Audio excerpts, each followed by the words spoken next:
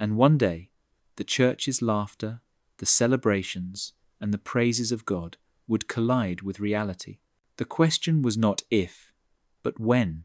For now, Mama Deaconess smiled, prayed, and walked among the faithful. But behind the veil of perfection, the storm of truth slept, waiting for the right moment to wake. Mama Deaconess smiled, prayed, and walked among the faithful, the picture of perfection. The church cheered, her child was celebrated, and everyone believed her story was complete. But is it really over? Can ambition and secrets remain hidden forever? How long before the carefully woven lies unravel, and the truth finally bursts into the light? Brother Sola's heart is heavy, the pastor's role is unclear, and the shadows of deception are growing stronger. What will happen when faith, love, and betrayal collide? Don't miss what comes next. Part 2 of Mama Deaconess promises to reveal the storm behind the smiles, the battles no one sees, and the consequences that could shake everything she has built. Watch out. The real story is only just beginning. The celebration did not stop after the naming ceremony of the baby. Every day, women from Grace Fountain Church filled the house. They cooked, cleaned, prayed, and sang songs of thanksgiving. Laughter echoed from morning till night. Mama Deaconess, you are truly favored, one woman said. Your story has changed forever, another added. Adesua smiled and nodded, holding the baby proudly. She enjoyed the attention. She enjoyed the respect. But Brother Sola felt like a stranger in his own home. He watched from a distance as people admired the child. Each time someone said, "He looks just like you, Brother Sola," his heart jumped painfully. He smiled on the outside, but inside, fear was growing. At night, when the visitors finally left and the house became quiet, Sola could no longer hide his thoughts. He sat on the edge of the bed, staring at the baby sleeping peacefully. Adesua lay beside him, scrolling through messages of congratulations. "Adesua," Sola said softly, his voice shaking, "can I ask you something?" She did not look up. "What is it?" she replied coldly. "The baby, the timing. I just need peace in my heart," he said. "Are you sure? Are you sure this child is mine?" Silence filled the room. Slowly, Adesua turned and looked at him. Her eyes were sharp, not loving. "Are you mad?" she snapped. "After all these years of waiting, this is what you are saying?" Sola swallowed hard. "I'm not accusing you," he said quickly. I feel confused." She sat up suddenly. "Don't you ever say such nonsense again," she warned. "If anyone hears this, I will deny you completely." Sola's shoulders dropped. He said nothing more. That night, he turned his face to the wall. Tears slipped quietly from his eyes. From that day, fear moved into his heart. He began to watch carefully. He listened more. He noticed small things he had ignored before, the way Adesua avoided certain questions, the way she became angry too quickly, the way she protected her secrets fiercely. Brother Sola loved his wife, but now love was mixed with fear, and fear, once planted in the heart, grows faster than faith. After the child's naming ceremony, Mama Deaconess became more popular than ever. In church, she shone like light. She arrived early, dressed neatly, carrying her baby with pride. She prayed loudly, lifted her hands high, and cried during worship. When it was time to testify, her voice shook with emotion. "God has turned my shame into joy," she said. "He remembered me after 5 long years." The church shouted with her, "Amen! Hallelujah!" People rushed to greet her. "You are a true woman of faith. You waited and trusted God." Adesua bowed her head humbly, smiling. But when the church doors closed and she returned home, the light disappeared. At home, her voice changed. "Why is food not ready?" she shouted one evening. "Can't you do anything right?" Brother Sola stood quietly, holding the baby. "I will prepare it now," he said gently. She laughed coldly. "You are useless. Even marriage did not make you a man." Her words cut deep, but Sola said nothing.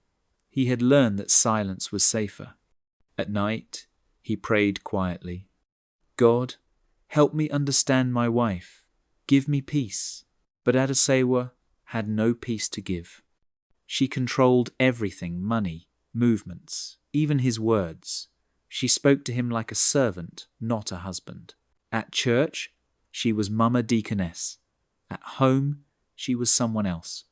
Two faces, two voices, two lives. Brother Sola began to wonder, who did I really marry? The baby cried softly in the night, and as Sola rocked the child, a painful thought crossed his mind. This child has brought joy to the church, but fear into my heart. And fear was beginning to change everything. The church loved Mama Deaconess even more after the baby came. During services, people watched her closely, how she dressed, how she prayed, how she carried her child. Mothers smiled with pride. Young sisters pointed at her with admiration. But quietly, whispers began to rise. It started small. "Have you noticed the baby's eyes?" one woman asked softly. "They look just like the pastor's," another replied. Then quickly added, "God forbid." They laughed nervously and changed the topic. But the whispers did not stop. Brother Sola heard them too. One Sunday after service, he stood near the church gate while people greeted one another. Two women passed by him. God works in mysterious ways," one said. "Yes," the other replied, lowering her voice. "Very mysterious." Sola's heart sank. He began to notice things he had ignored before. The way the pastor avoided looking at him. The way Adasewa became tense whenever the pastor held the baby. The way conversation stopped when he walked into a room. During one service, the pastor carried the baby to pray. His hands shook slightly. For a moment, his eyes met Sola's. Quickly, he looked away. Sola felt a sharp pain in his chest. "Lord, what is going on?" he prayed silently. At home, Sola tried to speak. "Adesewa," he said carefully. "People are talking." She turned sharply. "Who is talking?" she snapped. "And what are they saying?" "Just whispers," he replied. She laughed. "Let them talk," she said coldly. People always talk when God blesses someone, but that night she did not sleep well. Behind her confidence, fear had begun to grow. The whispers were soft now. But whispers have a way of becoming voices, and voices can bring down even the strongest walls. One evening, Brother Sola returned from work earlier than usual. The house was quiet, too quiet. He placed his bag down and called softly, "Adesewa?" No answer. Then he heard footsteps outside. He peeped through the curtain and saw her walking quickly toward the church building. Something in her movement made his heart beat faster. Without thinking, he followed at a distance. She entered the church compound and walked straight to the pastor's office. Sola slowed his steps and hid behind a pillar. He watched. The pastor opened the door. Adesewa stepped inside. The door closed. Then came the sound that froze Sola's blood. Click. The door was locked. Minutes passed. Sola stood there, his legs weak. His mind raced. Maybe it's nothing, he tried to tell himself. Maybe church work. But time kept moving. 10 minutes, 20 minutes, 1 hour. The door did not open. Sola slowly sank to the ground. His hands trembled. His chest felt tight. "God," he whispered, tears falling freely now. "Please don't let this be true. Finally, the door opened. Adesewa came out first. Her face was calm, but her eyes avoided his direction. The pastor followed shortly after, clearing his throat and adjusting his collar. Their eyes met Sola's. No one spoke. No one explained. Adesewa walked past him as if he did not exist. At that moment, Sola understood. His heart broke silently. That night, he did not ask questions. He did not shout. He did not fight. He knelt beside his bed and cried like a child. God, he prayed, I trusted you. I trusted her. If this is the truth, give me strength to survive it. The locked door had opened, but something inside Sola had closed forever. That night, Brother Sola could not sleep. He lay on the bed, staring at the ceiling, while Adesewa slept beside him as if nothing had happened. Her breathing was calm. Her face was peaceful. Sola turned to the wall. How can she sleep like this? He wondered. His heart felt heavy, like a stone pressing on his chest. The pictures of the locked door, the pastor's face, and Adesewa's silence played again and again in his mind. Slowly, he got up from the bed. He knelt on the cold floor. God, he whispered, his voice breaking, I have no strength left. I don't want to fight. I don't want to shame anyone, but I cannot carry this pain alone. Tears dropped on the floor. If I am wrong, Lord, correct me, he continued. But if I am right, please let the truth speak. I leave everything in your hands. From that day, Sola changed. He stopped arguing. He stopped asking questions. He stopped defending himself. Instead, he prayed. Every morning before work, every night before sleep. At the same time, Adesewa became restless. She began to snap easily. She shouted more. She accused Sola of being weak and prayerless. You are not spiritual, she told him one evening. That is why you think evil. Sola said nothing. But something unseen had started moving. Small mistakes began to appear. Adesewa forgot her lies. The pastor avoided meetings. Church programs became tense. The peace that once covered everything was slowly breaking. And while Adesewa tried harder to look holy, the truth was quietly waking up. Because some prayers do not shout. They wait. And when they answer loudly. Mama Deaconess was still admired, but something had changed. Her smile no longer reached her eyes. Her prayers sounded forced. Even her loud amens felt heavy. People began to notice. Mama Deaconess, are you okay? One sister asked after service. I'm fine, Adesewa replied quickly, forcing a smile. But she was not fine. At home, fear walked beside her. Every sound made her jump. Every phone call made her nervous. She watched Brother Sola closely, wondering what he knew and what he would say. The pastor was changing too. He cancelled meetings. He avoided eye contact. His sermons became short and confused. One Sunday, while preaching, he stopped suddenly. His voice shook. He wiped sweat from his face and said, Let us pray.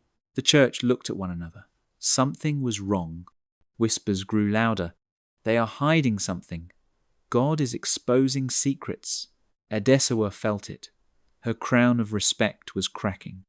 She shouted at Sola more often. Say something now, she screamed one night. But Sola remained calm. I have given everything to God, he said quietly. Those words scared her more than shouting ever could. For the first time, Mama Deaconess felt weak. For the first time, she felt exposed. Because when a lie begins to crack, no amount of shouting can save it. And the crown she fought so hard to wear was beginning to fall. The whispers in Grace Fountain Church had grown into murmurs that could no longer be ignored. Mothers exchanged knowing looks. Young sisters hesitated when Adesewa walked by. Even the choir seemed to falter when she led prayers. At home, the tension was unbearable. Brother Sola no longer spoke much. He moved quietly, praying, observing, and waiting. Adesewa's anger flared at the slightest thing. "You think you can hide everything, Sola?" she snapped one evening, her voice shaking with rage. I don't know what you mean," Sola replied softly, trying to stay calm. Adesewa slammed a chair across the room, shattering the fragile silence. "You think I don't know? I see the way you look. I see it in your eyes." Sola held up his hands. "Adesewa, calm down. I've done nothing." But she didn't hear him. Her mind raced with fear and ambition.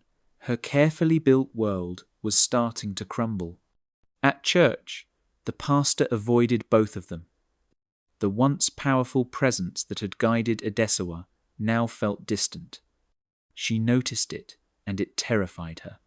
One Sunday, while preaching, the pastor paused mid-sermon. He looked around the congregation, eyes lingering on Adesewa. His voice was low, almost a whisper. "Let us remember, children of God, the truth will always find its way." The church shivered at his words. Adesewa's heart pounded. Sola's eyes met hers from the pew, calm, steady, yet filled with sorrow. That night, Adesewa sat in her room, clutching the baby, her mind racing. How did it come to this? She wondered. How did whispers become storms? The truth she had hidden so carefully was now on the brink of exposure, and deep inside she knew that once it broke, nothing would ever be the same. Outside, the wind howled as if nature itself sensed the coming reckoning. And for the first time, Mama Deaconess realized, storms do not ask permission. They arrive, and they leave nothing untouched. Her perfect life, her perfect image, was about to be tested. Would she survive the storm she had sown? Or would the truth finally claim what she had tried so desperately to hide? The answers were coming. The day began like any other at Grace Fountain Church, but the air was heavy, tense, as if something unseen waited to strike. Mama Deaconess walked in, her smile perfect, her gown crisp, her Bible in hand. But beneath the halo of admiration, her heart raced. Every whispered glance, every sideways look from the congregation felt like a trap closing in. Brother Sola stood by the altar, silent, his eyes not meeting hers. He had discovered pieces of the truth, her secret visits to the pastor, the deception behind the child she carried, the carefully crafted lies she had spun for years. The first crack came during the morning service. An elder approached, his voice calm but firm. "Sister Adesewa, we need to speak." Her smile faltered for a fraction of a second. Inside, panic surged. And then it came, the confrontation she had feared. Brother Sola, standing before the congregation, his voice low but shaking with emotion. "People of God, I have tried to forgive, I have tried to pray, but I cannot ignore the truth anymore. My marriage, my trust, has been broken." The church gasped. Eyes turned toward Mama Deaconess. Her face froze, the mask slipping. Whispers became murmurs. Murmurs became loud questions. How could she? After all the prayers, "God, what is happening?" Shame engulfed her like a tidal wave. The very congregation that had admired her, praised her, called her an angel now stared with disbelief, anger, and hurt. She wanted to speak, to explain, to defend herself, but the words caught in her throat. Pride and ambition had brought her far, but now all of it threatened to crumble. The church governing board had to intervene. They suspended the pastor and transferred him to a distant branch. They equally excommunicated Sister Adesewa after rebuking her publicly in the presence of all members of Grace Fountain Church. Her child, once a symbol of her victory, became a reminder of deceit. The pastor avoided her eyes, no longer offering guidance or reassurance. Brother Sola, once a man of quiet patience, now carried disappointment, hurt, and anger like a shield. Her power, her image, her so-called perfect life, all slipping through her fingers. That night, she stood by the mirror in her bedroom, tears running freely. "Is this my life?" she whispered, voice trembling. "Is this what ambition brings?" Her reflection offered no comfort, only the woman who had lost trust, respect, and love. Mama Deaconess had conquered admiration, but in the end, it had cost her the most precious things: peace, honesty, and the heart of the man she had desired most. The consequences were real, sharp, and undeniable.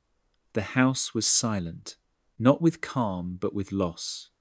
Brother Sola had retreated, the pastor had distanced himself, and the congregation now saw the cracks in the halo she had worn so carefully. For the first time, she realized, no mask, no charm, no title can hide the truth forever. Right in the middle of everything going on, Bro Sola confronted her. "I can't continue doing this with you any longer. I don't understand how I can get to trust you again. I don't. I sincerely need some time to process all this.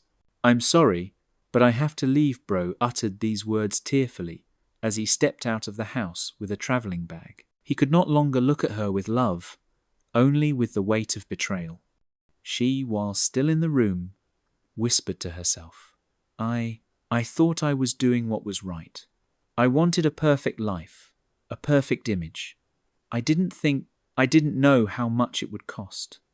And as she looked at herself in the mirror that night, her angelic face staring back at her, she whispered, almost to herself, "Everything I built, can it survive the truth?"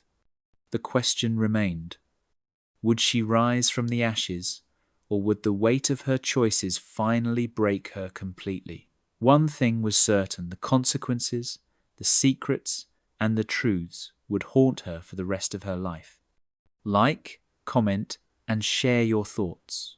What would you do if you were in Brother Sola's shoes?